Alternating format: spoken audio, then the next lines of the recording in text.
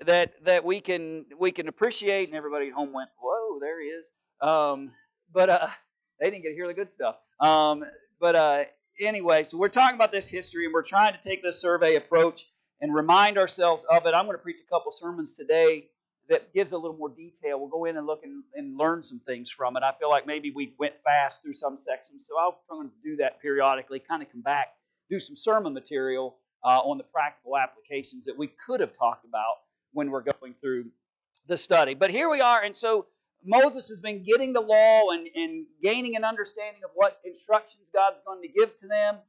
We've learned about the fact that he's going to have to give them everything as it pertains to things even as simple as health and hygiene, to how it is they're to handle their civil responsibilities, to the government level of the people, as well as to neighbor. There's just about anything and everything you can imagine as it relates to how a people need to survive and exist.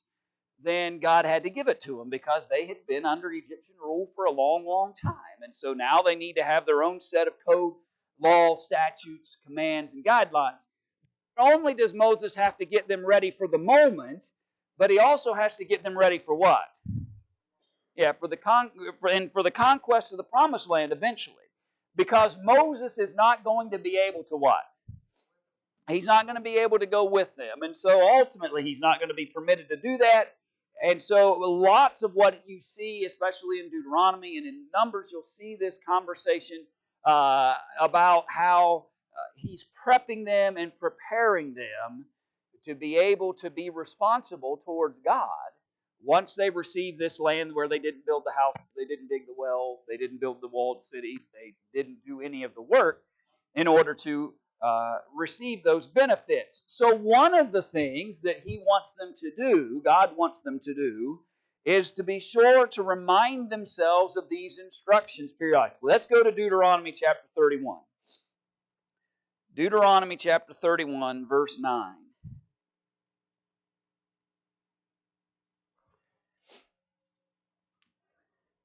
So Moses writes down the law and delivered it to the priests, the sons of Levi, which bear the ark of the covenant of the Lord, and unto all the elders of Israel. So there's basically at this point two leadership structures, right?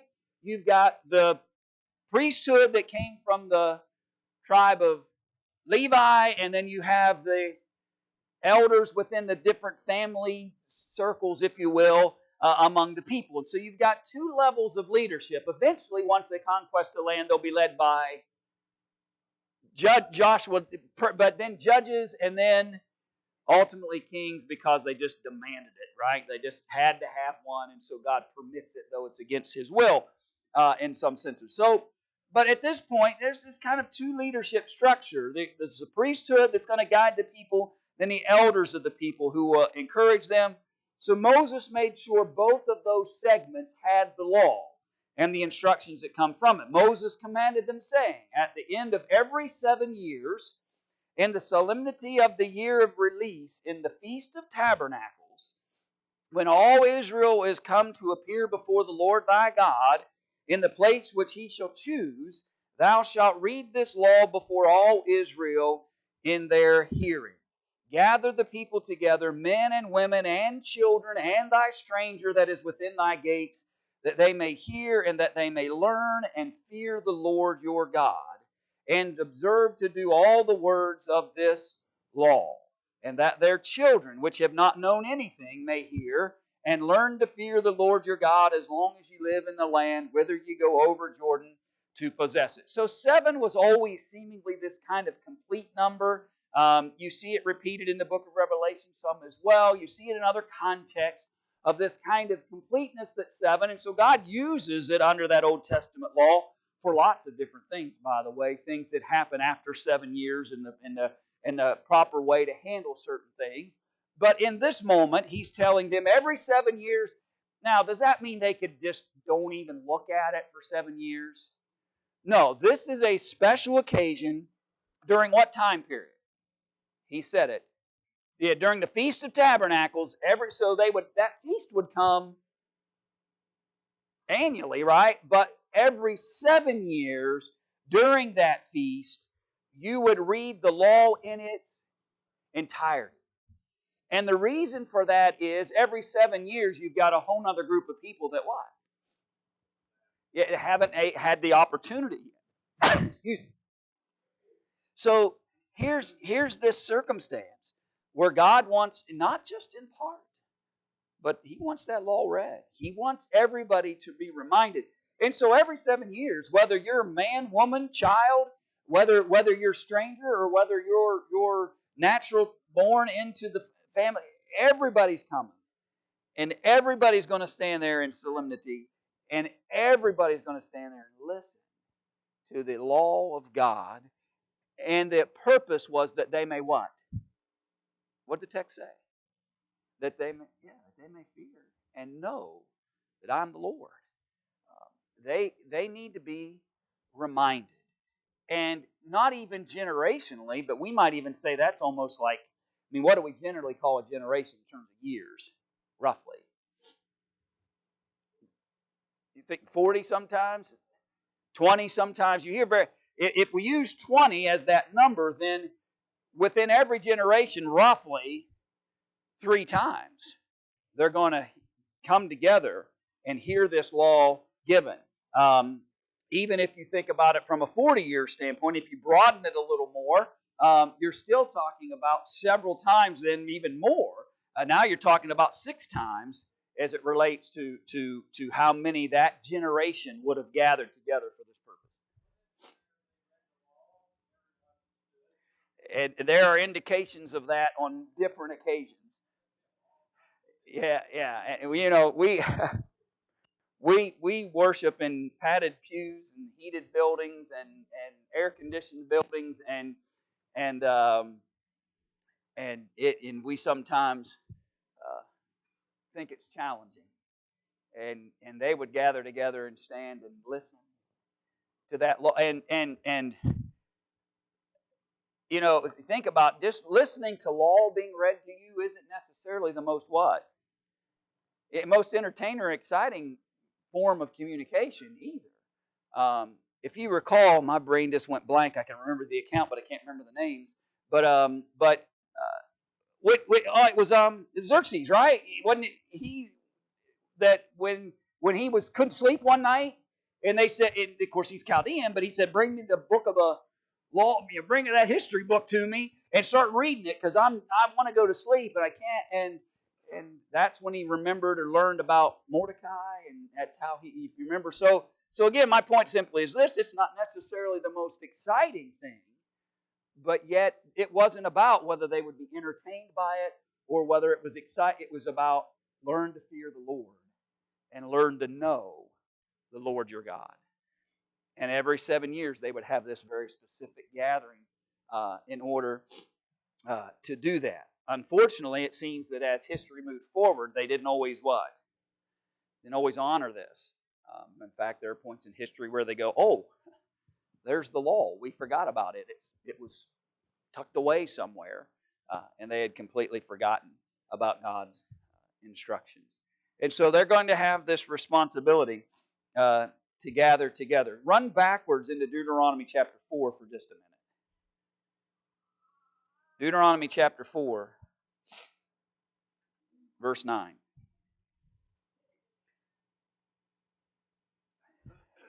Only take heed to thyself and keep thy soul diligently, lest thou forget the things which thine eyes have seen, and lest they depart from thy heart all the days of thy life, but teach them thy sons and thy sons' sons, especially the day that thou stoodest before the Lord thy God in Horeb, when the Lord said unto me, Gather me the people together, and I will make them hear my words, that they may learn to fear me. There's that phrase again.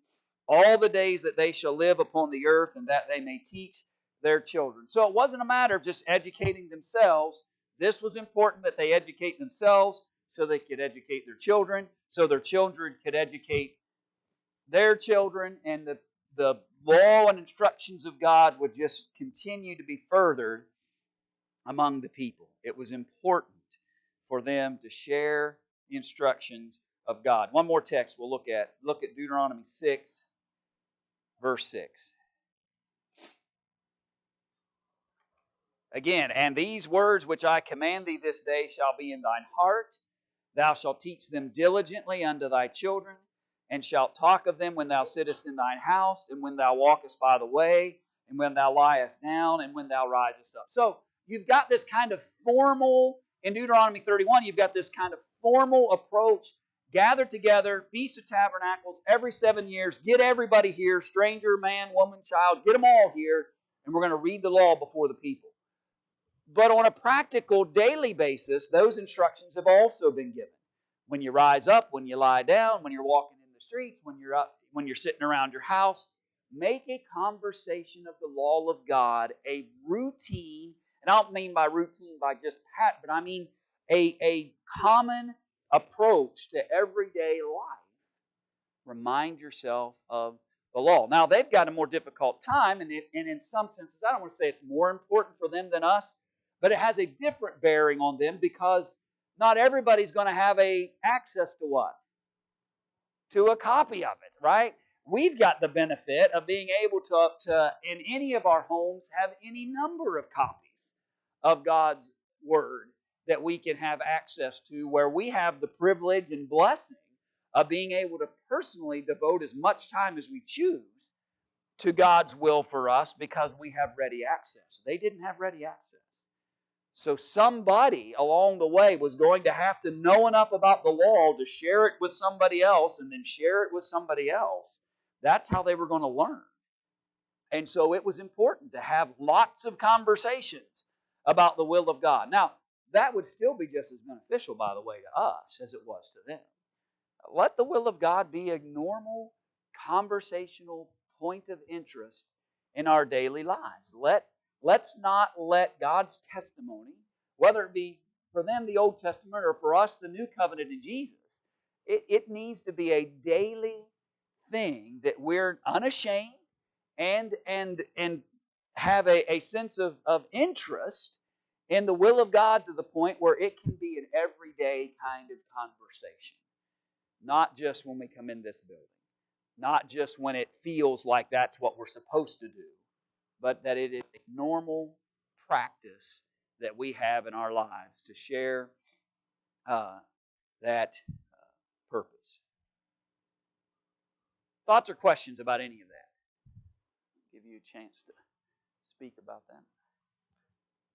All right, so they asked a couple of questions then. He said, every 7 years at Passover, the law was to be read to the people.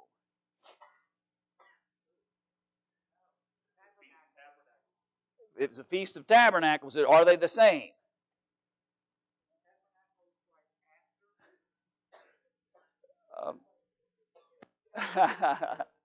I'm not trying to trick you. I'm just trying to. So they're not the same. Everybody's in agreement with that? Okay. Okay, they are not the same. Okay, and so Passover was not the time. Feast of Tabernacles was the time. So the answer would be false. This Feast of Tabernacles. I don't believe they're the same. I went back and looked at that. Yes, that's the parallel. Yes, and anyway, uh, yes. Okay, so there are different days, and that's what's make sure we caught that. And I'm sure that's why the writer put that question in there. Of what significance was a tassel interwoven with a blue thread? Now we didn't read that section, but who? Okay, remembrance, and anything that they could use in order to kind of prompt their thinking and reminders about that. It would be important for them to have that.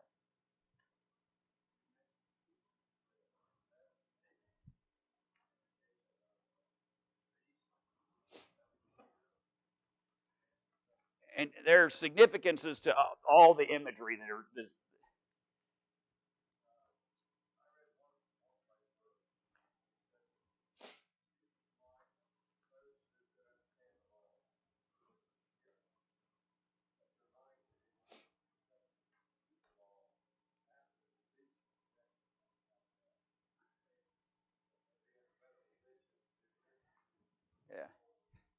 Yeah. And I think Bob, you're right, and I think that there's sometimes the practical side of what God is doing isn't always. Let me say this: isn't always said, right? The text doesn't always say, here's what God wanted them to do, and this is why. Sometimes the why is just kind of understood when you think about it for a minute. You're going to be a little, when you felt that, and you think about that, what do we get set free from? Sin, right? We get set free from sin, and we can have access to that benefit. And most of the time in our lives, when are our senses heightened as it relates to really wanting to get back into thinking about God's will and purpose for me? And it's generally in those moments in lives where we've let those sins go. We find ourselves in similar kinds of circumstances. Go ahead, Randy.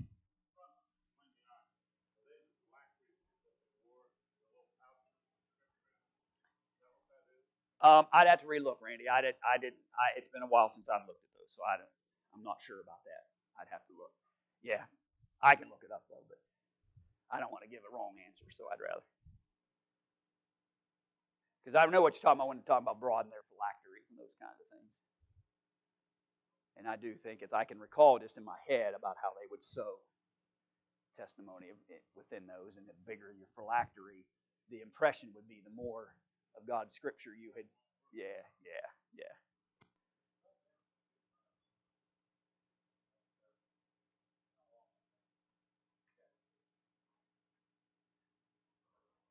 Yeah, it's interesting that it almost seems like it's something they didn't remember as well as they should. And then anytime they kind of catch up, that's one of the things they would do is they'd call the people back together. Um, but they're challenged as it relates to keeping a lot of things. You know, even the restoration of the Passover has to happen in their history at times.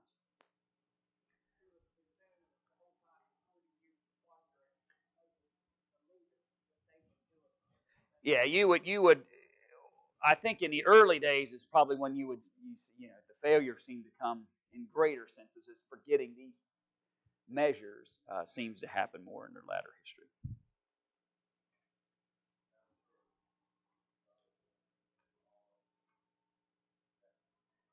Yeah, yeah, yeah. All right, jump to lesson 11, and let's talk a little bit this morning about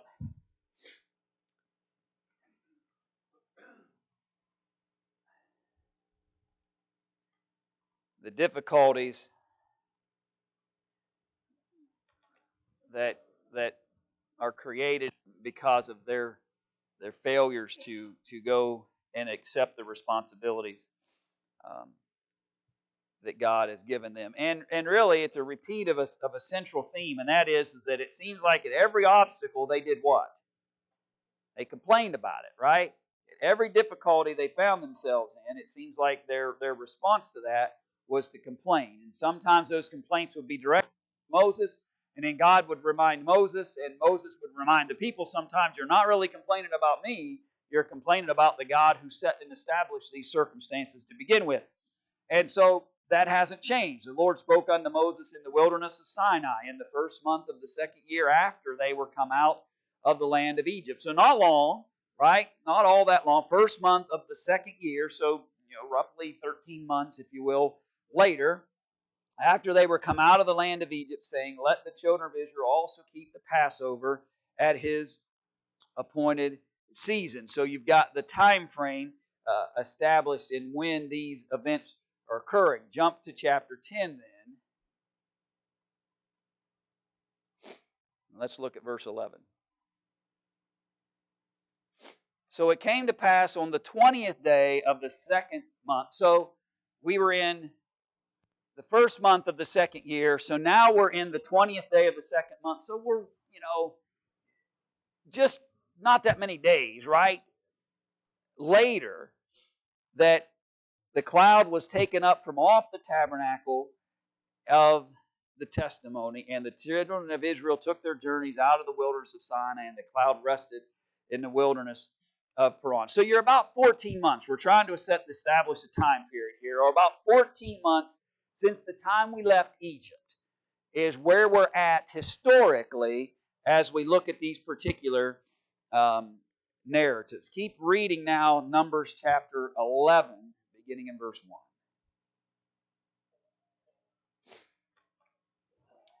So when the people complained, it displeased the Lord, and the Lord heard it, and His anger was kindled, and the fire of the Lord burnt among them, and consumed them that were in the uttermost parts of the camp.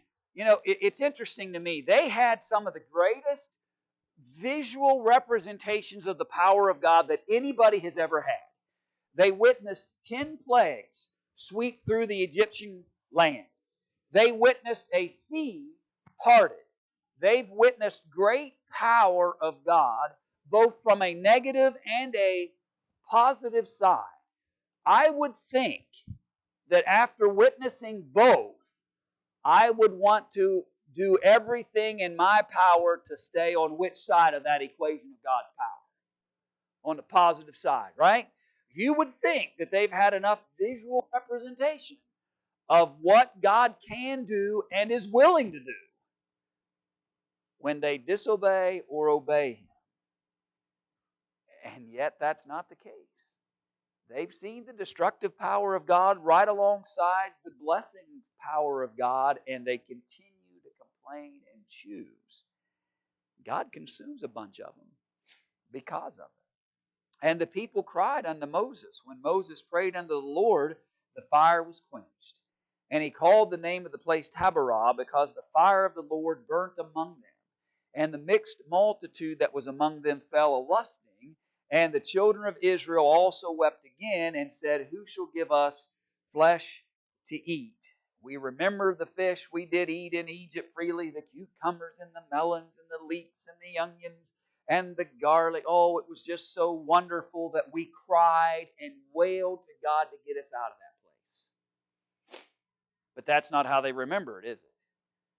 They don't remember the crying before the Lord that finally came to His attention to the point where He sends Moses to lead them out of bondage. That's not how they remember it. That's how it was, because that was the reality of the circumstance and their response to it. But when they feel like the challenge or difficulty they're in now is more difficult than the one they were in before, their vision of how that was is completely skewed differently. It's warped. And so in their minds, they just remember all the fish to your belly's content, the great cucumbers and the melons and the leeks and the onions. But now our soul is dried away. There is nothing at all beside this manna before our eyes. Now let me take you back, by the way, to verse 4. Who does verse 4 say this challenge seems to be being influenced by? Who's that? Okay, so you had not just the Israelites leaving Egypt, you had some people that were what? For lack of a better description, they were tag-alongs, right? Probably people who things weren't going so well for them where? Back in Egypt. And they saw an opportunity to attach themselves. And keep in mind, again, if it was just us, right? If it was just the people sitting in this room this morning and we got together and we're going to make a trip, we'd be able to do a head count, right? And we would know who was with us and who wasn't with us. And did somebody try to sneak in? Although I did know a guy that used to he ate well all summer long because he would go to family reunions every Saturday. Who's going to ask, right? Who's going to say, who are you related to? He didn't care. He just went. You take his plate and go. But you have that sometimes where people can kind of look like they belong. Well, these folks just kind of attach themselves to this entourage and off they go. And they seem to be the influence that's stirring up the complaints. Things were so awesome. The fish and the garlic and the leeks and the melons and everything was so good. Maybe that's the voice that's saying that. I'm cautious to not just completely label this on the Israelites themselves as if they saw that all these things were so wonderful for them. It may be the voice of the mixed multitude who's giving a false sense to the whole of how things were back in Egypt. And boy, if we were still back there, how great things would be. But it's enough to stir the people to start complaining against God because we had fish and melons and cucumbers and leeks and such wonderful things back in Egypt, and now all we get is what? Manna. That's all we get is manna. Be careful who is allowed to influence you and I about what our circumstance really is. Because we can have people in our lives that are really good at convincing us that our circumstance as a believer is more challenged and more difficult and more troublesome than just being an unbeliever. Or just go into the world, because what benefit are you really getting? Right? You eat manna every day. I eat fish and melons and cucumbers and have the best table prepared before me every day, and I've never given any consideration to God. And here you are every day having to go outside and just scrap together enough manna to feed yourselves. That's the kind of message that the world still gives to convince you and I to leave the Lord. And it's working. This mixed multitude is winning the argument among God's people, so that now the whole is starting to complain. We at least used to have a little meat to eat, they said, some flesh to eat. This manna is just not cutting it. And it's difficult to kind of overcome some of that. But yet they're going to have to. But that's the message. But here comes the complaints and the difficulties that arise because of it. Jump down to verse 11.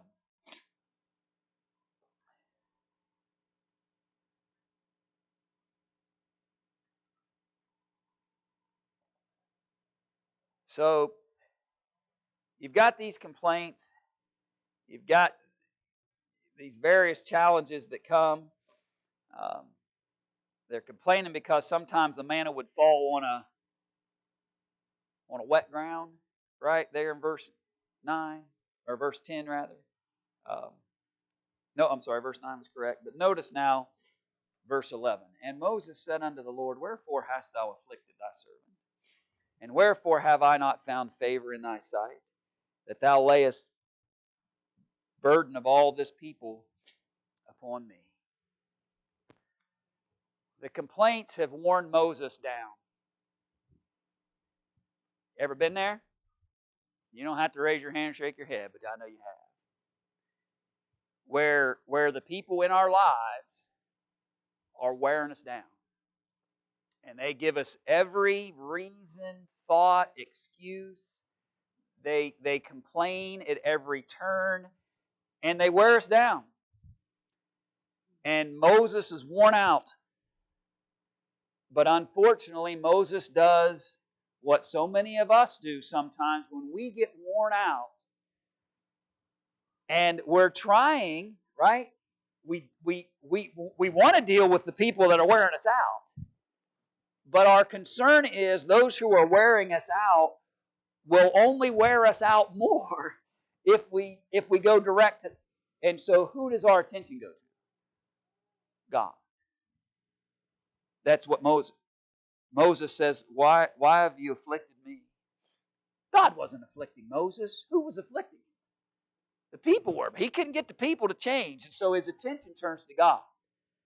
Why are you afflicting me? Haven't I done what you've asked? That you would lay this burden of thy people upon me? Have I conceived all this people? Have I begotten them, that thou shouldest say to me, carry them in thy bosom? You ever feel like you're taking on the responsibilities of others and you feel like you shouldn't be responsible for them? That's exactly what Moses says. Moses says, these aren't my children. I didn't conceive all these people. I didn't conceive these 2 million people that I've led out of Egypt. They're not my personal direct flesh and blood, but yet why does the burden of carrying them seem to fall on me? As a nursing father beareth the sucking child unto the land which thou swearest unto their fathers. Whence should I have flesh to give unto all this people? For they weep unto me, saying, Give us flesh that we may eat. How in the world am I going to hunt enough meat to feed these people? Moses is exacerbated.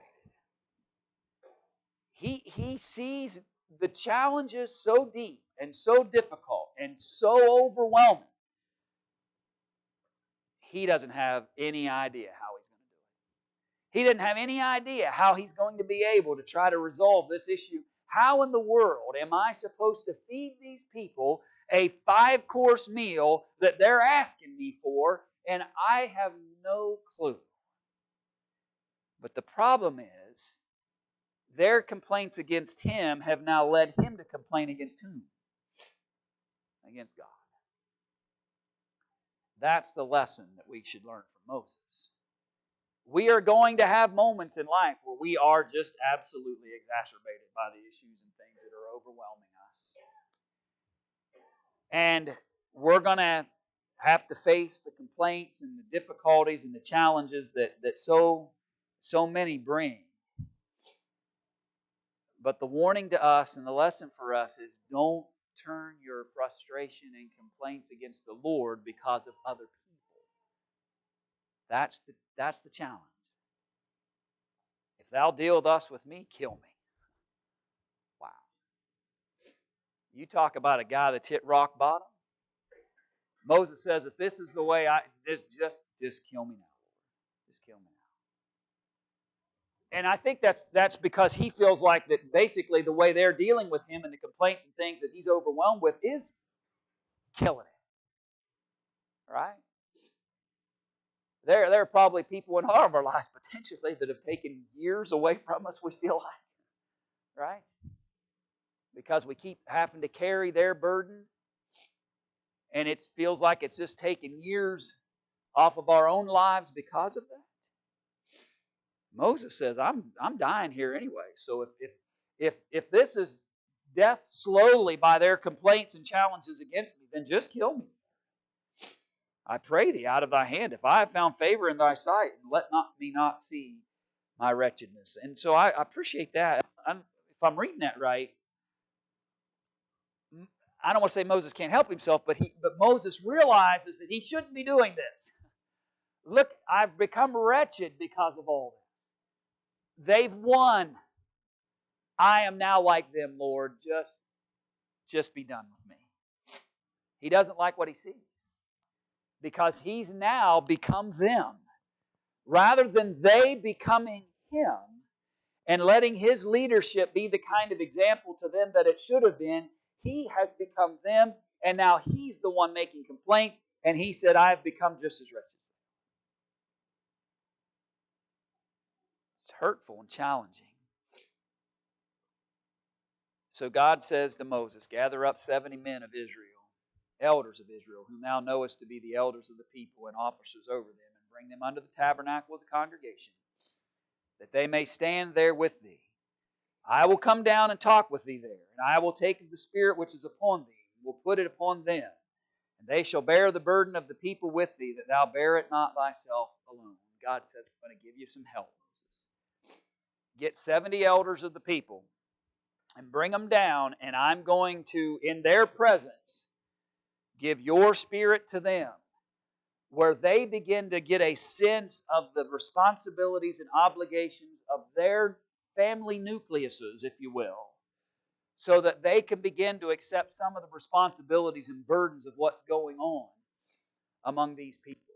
If there's this sense that God hears the challenges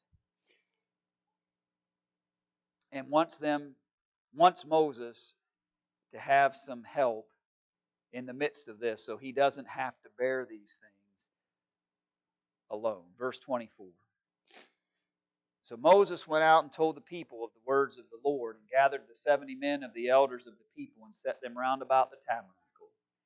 And the Lord came down in a cloud, and spake unto him, and took of the Spirit that was upon him, and gave it unto the 70 elders. And it came to pass that when the Spirit rested upon them, they prophesied, and did not cease. But there remained 2 of the men in the camp. The name of one was Eldad, and the name of the other Medad. And the Spirit rested upon them, and they were of them that were written, but went not out unto the tabernacle, and they prophesied in the camp. And there ran a young man, and told Moses and said, Eldad and Medad do prophesy in the camp. And Joshua the son of Nun, the servant of Moses, one of his young men, answered and said, My Lord Moses forbid them. And Moses said unto him, Enviest thou for my sake? Would God that all the Lord's people were prophets, and that the Lord would put His Spirit upon them. And Moses got him into the camp, he and the elders of Israel. And so you see a level of humility in Moses here. Joshua says these guys were included in the list, but they didn't come. They weren't there, but yet yet they're still been given the ability to prophesy and to share the message. And Moses says,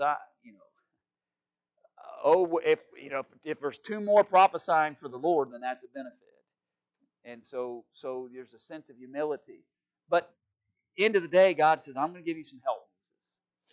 You don't need to feel overwhelmed by this. We're going to find these men, and we're going to be able to provide for you some assistance and some help in the midst of all this.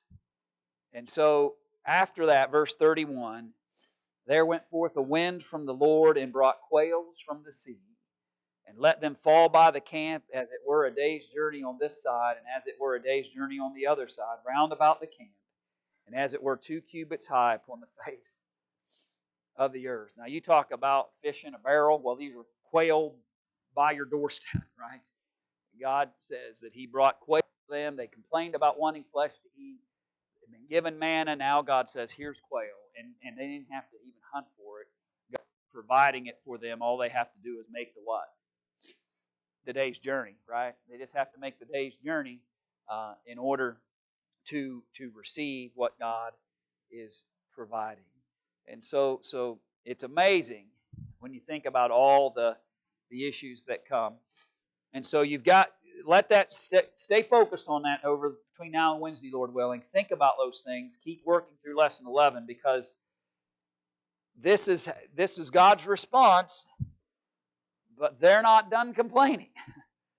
We come into Numbers 12, and we're going to still see folks challenging Moses' leadership and the difficulties that presents. And so that's where we'll be, Lord willing, on Wednesday.